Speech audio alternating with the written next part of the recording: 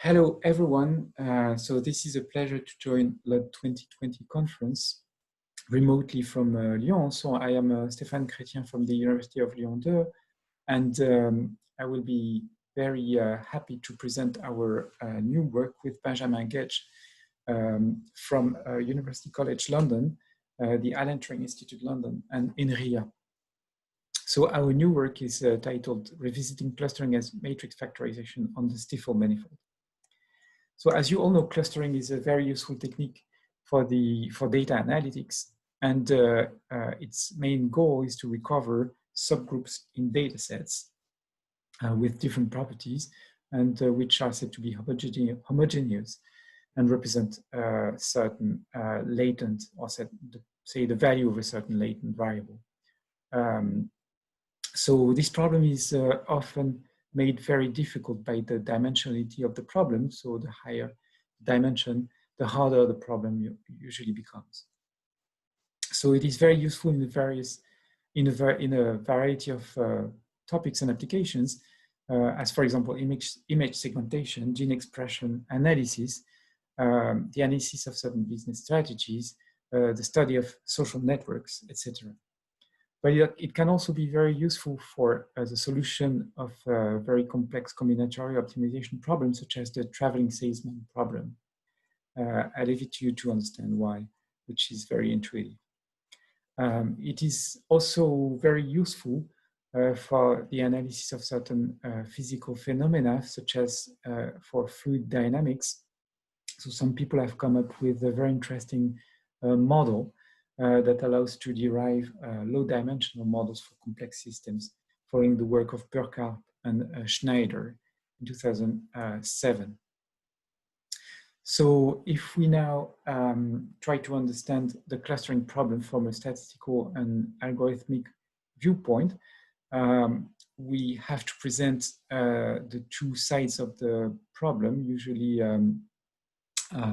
studied in the literature. So the first approach is based on models, statistical models, for example, such as mixture models based on Gaussian mixtures, Poisson mixtures, depending on the nature of the data. And people usually compute a likelihood, which is optimized using EM-type algorithms. The main problem with this approach is that the EM-type algorithms cannot be proved to converge to the correct solution at every run. So same problem occurs with approaches based on what is called the k-means approach, or k-means plus plus, or many other variants of the same type. On the statistical side, it is also interesting to come up with a model, because models allow to derive criteria that will help select the model complexity and, for instance, the number of clusters present in the data set. Clusters often appear in graph theoretical settings when interactions are represented by the presence of an edge, for example, when people are connected or not. And this problem has been known under the name of community detection, and it has triggered a lot of research in mathematics and algorithms lately. So recent methods with guaranteed performance are the following ones, and the list is not exhaustive. So one of the main approaches is based on the minimum spanning tree, and a second one is based on spectral clustering. So I think this is the most used technique for clustering of big data sets, and consists usually of two stages. First one being of embedding the data into a lower dimensional space, and the second one being using a randomized algorithm or k-means type algorithm in order to perform the actual clustering. K-means plus plus, as already mentioned, is a very interesting technique, which comes with a very powerful guarantee. An approximation ratio was proved by the authors of the original paper, which is of the order of the logarithm of the number of clusters. Cluster path is also a very interesting technique, which is which draws upon sparsity, as initially used in statistics, and more specifically in the lasso analysis of high-dimensional regression. People have also studied SDP relaxations of the k-means and k-median and come up with a very interesting mathematical analysis based on finite sample theory, but in the case where the clusters are very well separated. So our results are a bit different from previous techniques. They're based on Riemannian geometry, namely Stiefel manifolds, and they're using a packed Bayesian approach for the statistical analysis in the finite sample setting. So our approach draws upon previous work by Boutsidis and Cohen, and previous statistical analysis based on the packed Bayesian approach. And we were much inspired by previous work by Alquier and Getch on non-negative matrix factorization. So this is our model. In our model, the data are in RD, they are d-dimensional, and we can store the data into a big matrix, which we call X, consisting of columns x1 to xn, which are the actual data. So each data will be assumed to belong to a cluster indexed by k, and we'll say that xi will be equal to mu k, or mu ki, say, plus noise ei added to it. So our problem can be recast as a matrix problem where we want to find the matrix big M in the decomposition X equals big M plus E, and M is the matrix consisting of the cluster centers. So our approach is based on the observation that if we could compute averages over the clusters, then we could approximate or could estimate the cluster centers themselves. So there exists a matrix T star, which computes the actual average over the clusters. And this T star matrix consists of zeros and ones, and 1 over nks, and is very sparse. So 1 over nk is there because we have to compute averages over clusters of size nk for cluster k, for example. So this matrix is very interesting, comes with a lot of structure. And in particular, if we compute the SVD of that matrix, we find out that it has a very simple structure and explicit formula, which are given by equation 3.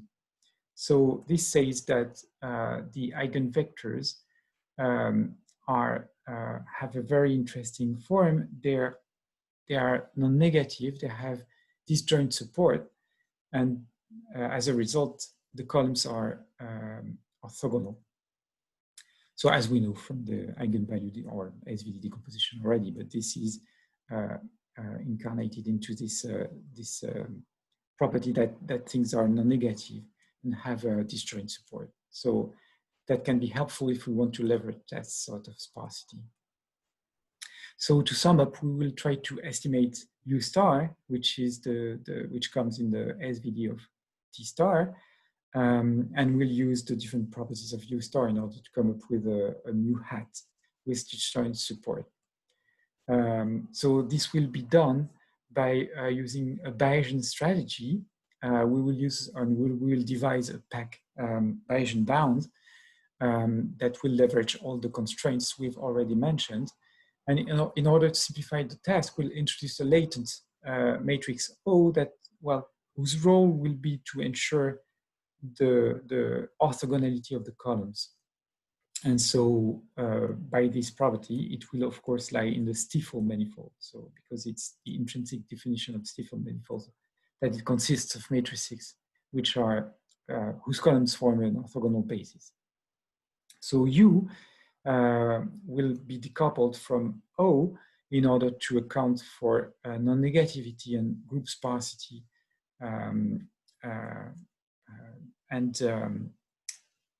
say properties of both matrices will be able to capture the nature of the clustering. So U will be formed of columns, of R columns, and maybe for the analysis we can append a matrix of zeros. Or R will be the Stiefel manifold, so a manifold of all matrices with R orthogonal, orthonormal columns. And we can set up a prior on the Stiefel manifold, which will be the uniform prior on the Stiefel manifold, which is a compact manifold. So, given O, we can specify the prior on U, which will be just, for example, Gaussian, and close to the absolute values of the components of O, which will enforce non-negativity of U, or say approximate non-negativity of U in most of the cases. Okay. So given this, we can define a quasi-likelihood which will enforce that U transpose will be very close to a matrix taking averages, which will result in having X being very, very close to X times U transpose. So U transpose will compute averages, and these averages will be close to the points themselves. So that's why we want to enforce that the distribution will be based on this formula. So this will allow us to come up with a posterior, which is called the generalized posterior, also known as Gibbs measure. We will never use the normalization constant Z lambda, and the estimator itself will be obtained by taking the posterior average of U with this distribution. So we will also use the notion of incoherence, which was defined by Donohoe and collaborators, and which consists in computing the coherence, which is maximal scalar products between the cluster centers. And this maximum value for different cluster centers, when small, will characterize the fact that we have incoherence. Okay, so our main result is Bayesian bound, which will say that with very high probability, so let's skip to our approximation results. So the averaging matrix or the clustering matrix will be very well approximated by our estimator up to a constant. And so this is an oracle bound where the first bound depends on the incoherence and the way you can approximate the true clustering matrix by this decomposition on the Stiefel matrix manifold. And you have an additional error term, which is governed by a different type of parameters, the definition of which you can find in the original paper in the proceedings of the LOT conference. So this theorem says that we can approximate the true cluster matrix, and this is even better when the coherence is small. We also have devised a Langevin algorithm for doing this, which leverages the Riemannian manifold structure. So we'll skip over the details. And so it consists in computing the gradients on that manifold and taking alternating steps between the manifold variable and the variable U.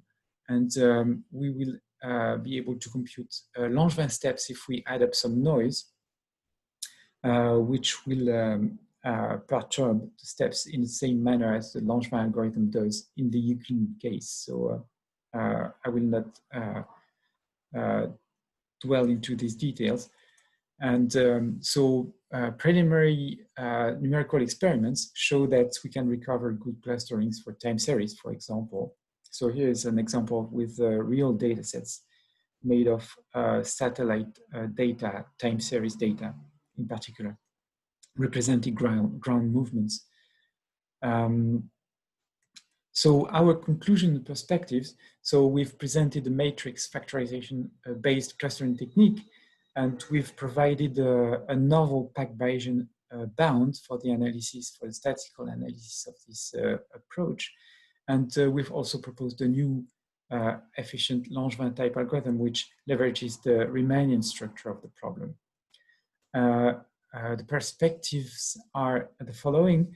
So our intention is to pursue the analysis in order to explore the potential use for uncertainty quantification for high dimensional clustering problems. We would like also to provide a theoretical analysis of the Langevin algorithm on the Riemannian manifold. And next, we would like to understand what happens when clusters overlap. So thanks for your attention. And I'm happy to respond to all your questions.